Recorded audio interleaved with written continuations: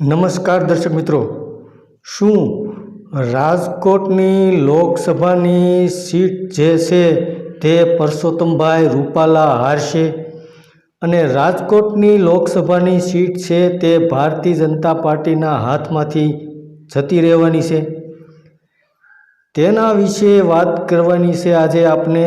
તો ભારતીય જનતા પાર્ટીની અંદર એવા દિગ્ગજ નેતાઓ છે અને એવા બાહોશ અને ગણિતિક નેતાઓ છે જેઓ આંકડાકીય માહિતી સારી રીતે જાણે છે.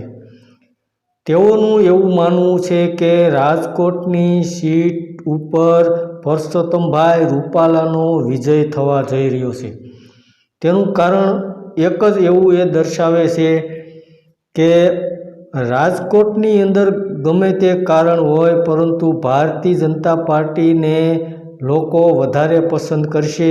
ભલે ક્ષત્રિય સમાજનું આંદોલન થઈ રહ્યું હોય, પરસોત્તમભાઈ રૂપાલાના વિરોધમાં ભલે ક્ષત્રિય સમાજ હોય, પરંતુ બીજા જે સમાજના લોકો છે તેમાં 50% લોકો ભારતીય જનતા પાર્ટીને, અને જે લોકોના મત ભારતીય જનતા પાર્ટીના કમિટેડ મત છે, જેઓ ભારતીય જનતા પાર્ટીને પહેલેથી મત આપે છે, તેઓને લીધે આ આંકડાકીય માહિતી જે ભારતીય જનતા પાર્ટીના નેતાઓ જાણે છે તેના હિસાબે તેઓ પૂરો વિશ્વાસ ધરાવે છે કે પરસોત્તમભાઈ રૂપાલા જીતશે.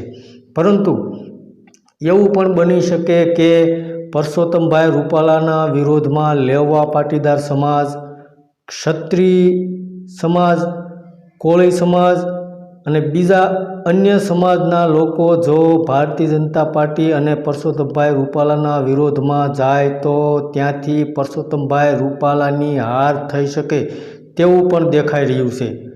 ધન્યવાદ દર્શક મિત્રો.